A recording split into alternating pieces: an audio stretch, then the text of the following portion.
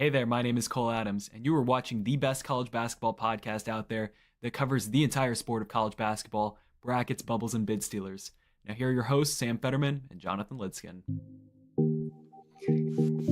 Season 6, Episode 14 of Brackets, Bubbles, and Bid Stealers. I am Sam Fetterman. That is Jonathan Lidskin. Jonathan, how are you doing this afternoon? Doing great, Sam. Couple more of these today. Really getting moving here with tip-off talk. Jonathan, would you like to introduce our guest? Yeah. Guys, thanks for tuning in today. This is Parker Ainsworth joining us today from Locked on Cougs.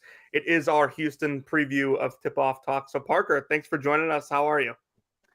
Doing good, man. I told you all in pre-pod. I'm excited to get to talk some basketball. It's summertime with Texas people can be football season, but it's nice to talk some hoop too. Yeah. So coming off of 4 consecutive number 2 finishes in KenPom, the Chris Davis of college basketball, if you will, Houston is number 1 basically in the preseason rankings. In a lot of different places where you'll go. They're currently number 1 in my preseason rankings. The top 100 is about 39 days. No, it's 40 days away, Jonathan. 40 days away from the top 100. That means working on that. But the most important thing for Houston, looking at the roster, you get the backcourt back. Milos Uzan and Emmanuel Sharp. It looked for a while as though Uzan was going to go to the draft. He comes back. He struggled to start the year, came along at the end of the year, and Emmanuel Sharp was tremendous all year. What does having those 2 guys back mean for this program? It feels a lot like years past. So you had Marcus Sasser dabbled in the draft and came back. Jamal Shed dabbled in the draft and came back. And they both came back and had like legitimately All-American caliber seasons the next year in Sampson's system. So I think people are kind of hyping themselves up for like what Uzan can bring. He's obviously a lot different player than both those guys, though, right? He's a lot more efficient passer. He's bigger. Frankly, he's 6'4" with a positive wingspan. So a very different guy. The other thing with he and Emmanuel, though, is you bring back a lot of shooting. And I think that was one of the biggest differences in last year's team and why it got so much farther in the tournament than previous iterations of the Houston Cougars is A, they were healthy, but B, they were able to shoot the lights out from both wings with LJ Cryer in the mix as well, with any combination of defense you could put out there. And so returning shooting is a big deal. You guys cover college basketball, as much as you think. It's hard to beat a team when they just shoot the ball better than you that night.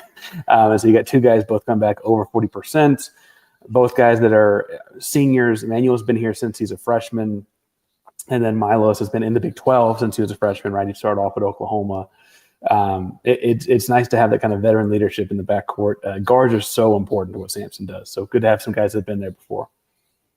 Jonathan, Obviously Uzan over the course of last season continued to improve. It really felt like at the beginning of the year he wasn't he kind of didn't jive with the system immediately, and it takes a while. But what game, Jonathan, what time around the year did you feel was the turning point for Uzan, and why do you think he hit that? I think if I have to point to a specific game, it was probably that Kansas game in late January at Allen Fieldhouse, where he kind of felt like he took over in moments of that game. But yeah, I think like the overall arching theme with Houston's season last year is like they improved as a team as he improved in their system. Like he's obviously a tremendous player. I think I don't know if coming back to college ends up being the right move. I think he'll get drafted next season. I'm pretty confident in saying that. But I think it's kind of the same thing this year, where if he is really, really good again, their national title good. There people forget that there was legit panic with Houston from some national media members at the start of last season after the players era. National media members and my comment section. I will say there were plenty of people. You would have thought. By the way, the only time all season that national media members talked about Houston. It was then, and then it was start of February into March. I think you're right, though, Jonathan. You talk about his progression and growth. People forget he not only came into Houston out of Oklahoma last year, he broke his nose in August diving for a loose ball and missed a chunk of the preseason too, missed preseason scrimmages and whatever. I mean, he had to get his feet wet and replace Jamal Shed, who was all everything. I don't know. Y'all probably had your own best players in America the year before, but Jamal Shed was mine, and that's not an easy pair of shoes to fill in for. So he certainly like got his bearings as the year went on, I would say, is fair to say. And for Emmanuel Sharp, the fact that they were able to get a full season where he improved, just again, it felt like it feels like every year he's gotten a tick better at a lot of parts of his game. He's one of the best pure shooters in the sport. He's really physical, even at that size. He kind of feels like a running back in that sense, where he doesn't look as physical as he is, but he's so good on both ends of the floor. 40% outside shooter last season. I don't know if he shoots 40% again next year, but once you do shoot 40%, 38% over 3 years, it's not even about shooting 40% the next year. It's about the threat of shooting 40%. It's about the threat of hitting 6 threes in a single game, like what he did. He hit 5 a couple times. He didn't actually get to 6. But it's about that threat and spacing the floor. That was one of Houston's things that you looked at as a problem in the past. That 23 team that Jonathan and I deemed the answer that everyone was looking for. 23 is a weird. I don't know how far you want to go back. 23 is a weird year, right? Because they're in the American. They're clearly head and shoulders above the American Conference, but they're like didn't really get to test themselves. They played like Alabama super close in December. Yeah. They don't really have another test until March Madness, but they also you had Marcus Sasser get the groin injury. Jamal Shed had tendonitis in both knees. Like they pushed themselves too hard against a schedule they probably didn't need to get this 1 seed. That was Jarris Walker was a freshman, but he was also fouling 3-point shooters and making freshman mistakes. 2023 is an interesting season. I mostly remember that one though. It sticks out. That was the first year of the show, and so I was watching every game as opposed to the weekends and the big games and stuff like that. It was a weird season. But just that was the team that Jonathan and I, we both picked them to win the title. We were high on them from the first game of the season to the last game of the season, but they just couldn't make outside shots at this level. This Houston team this year obviously was totally different, and they'll be able to do it again, even if they don't shoot 39% as a team. If they shoot 34% of the team, it's still the threat of shooting 39% in a given game. Okay, maybe not 34%, but if they shoot 36% as a team, it's still the threat of shooting 40% in a given game. That's there at a high level with that backcourt. Obviously, LJ Cryer, one of the best shooters in the country, losing him is going to be very difficult. But I think Houston has shown kind of that their offense, now that they have guys that can make those outside shots, and it's not just making outside shots, it's making outside shots without inducement. They don't need a ball screen. They don't need any sort of action to get into these shots. Kind of just feel like you rock up to the 3-point line and Emmanuel Sharp just kind of flicks it and it goes in. It looks like there's nothing really needed for that. And that's what makes it so difficult, because you can play 28 seconds of great defense and then they could just flick up a shot. Or you could play 20 seconds of great defense, they flick up a shot, it doesn't go in, and they get the offensive rebound. Jonathan.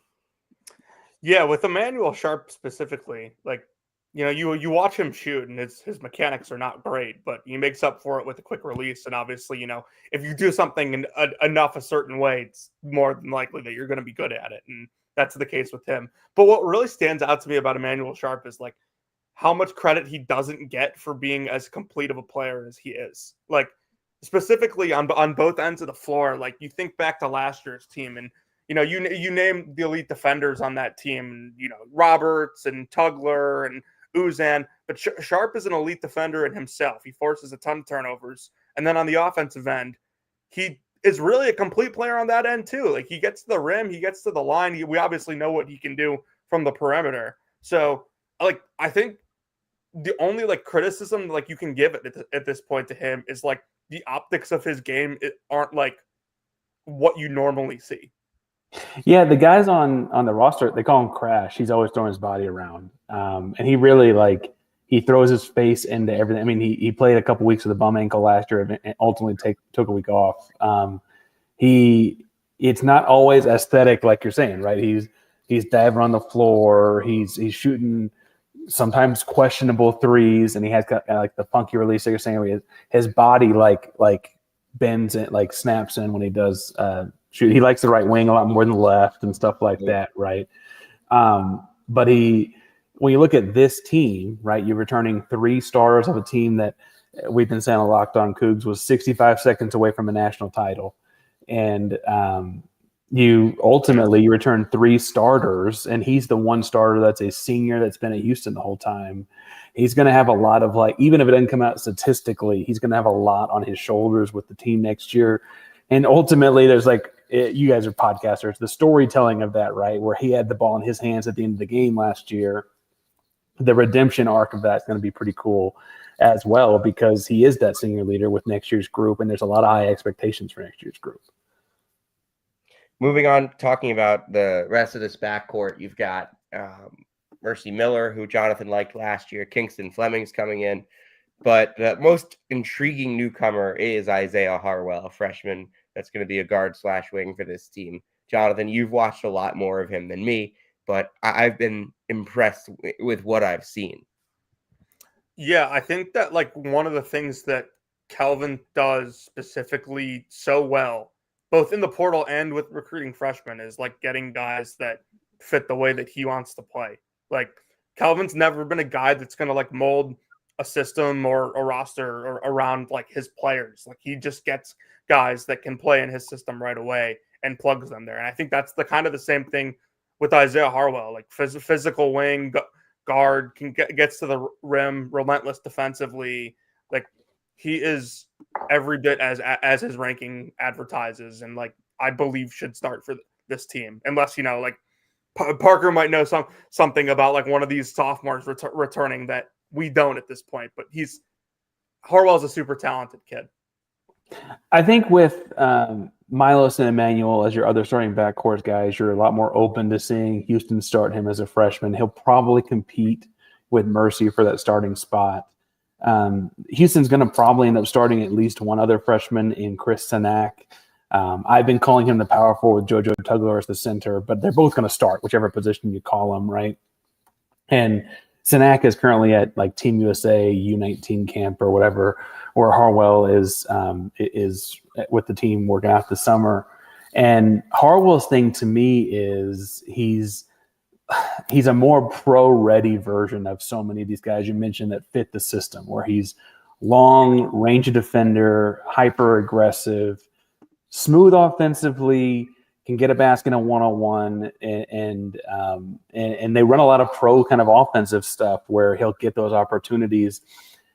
If they were in years past, I would say you'd probably see Kelvin hedge towards the non-freshman, because that's very much an old school thing of Kelvin's. But they've always been talking about this class of 2025 they've got coming in is different. They've got 3 5-star guys. They've got all this talent. They're going to have to lean into the youth in a different kind of way. So that opens the door for Harwell getting that other starting spot.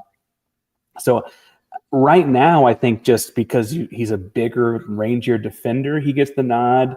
But Mercy has been there a year, and Mercy was his own 4-star product coming out of high school. And Mercy Miller, son of Master P, Percy Miller, it's a fun story there as well. But it'll be a competitive deal. But I'm kind of like Jonathan. I think it goes Harwell's way.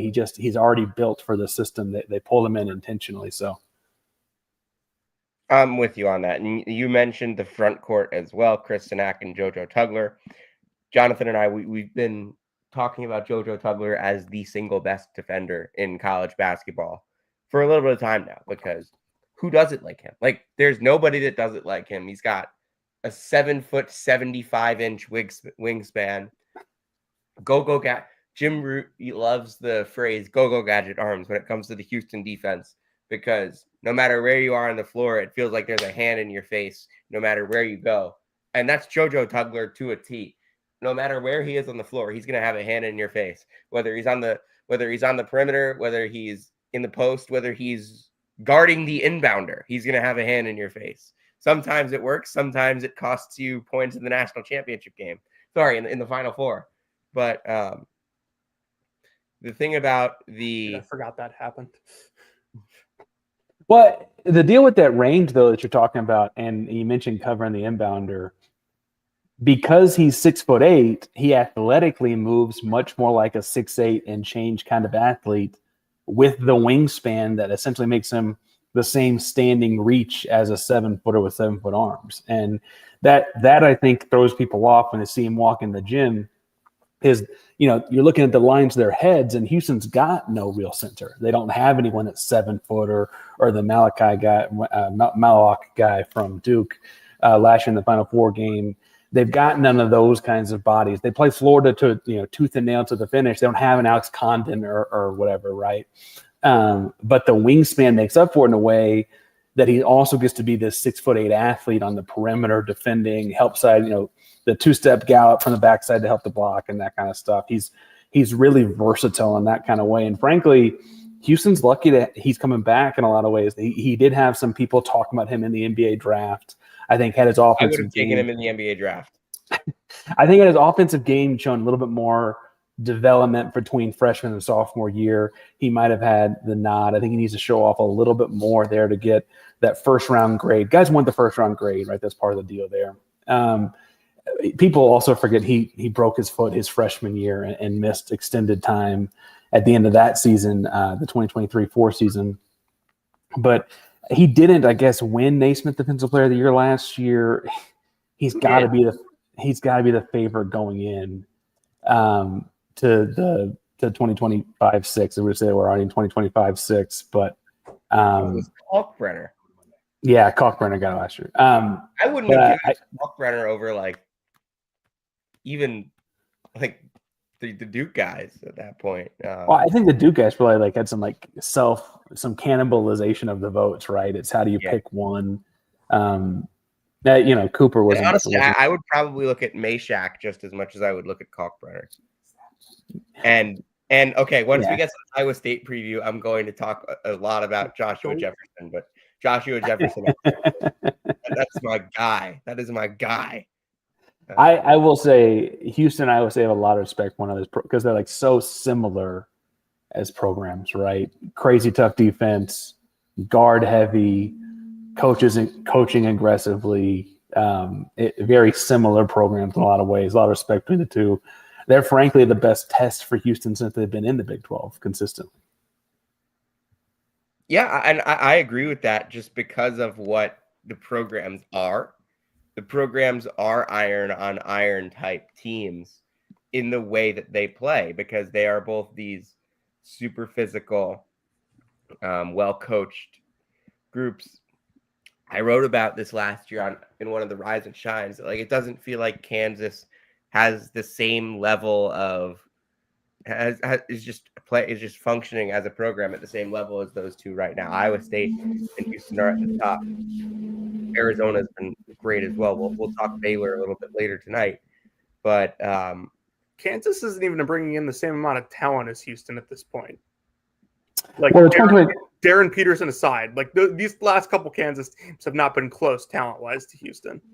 2025 is particularly special for Houston as far as the recruiting goes, but basically since the Big 12 announcement, you're right, that they've had this kind of national recognition of oh wait, we can go live in Houston, play for a Hall of Fame coach, play in that system, and say what you want about what their pro careers have been. In the last 6 years, they've turned out some guys to the league: Quentin Grimes, Marcus Sasser, Jarris Walker.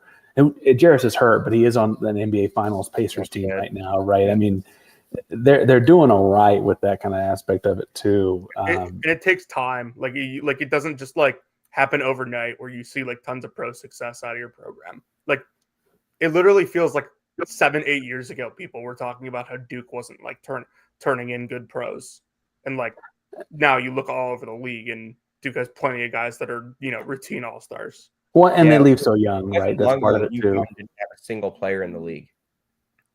A couple different things for me. First of all, back to the front court real quick.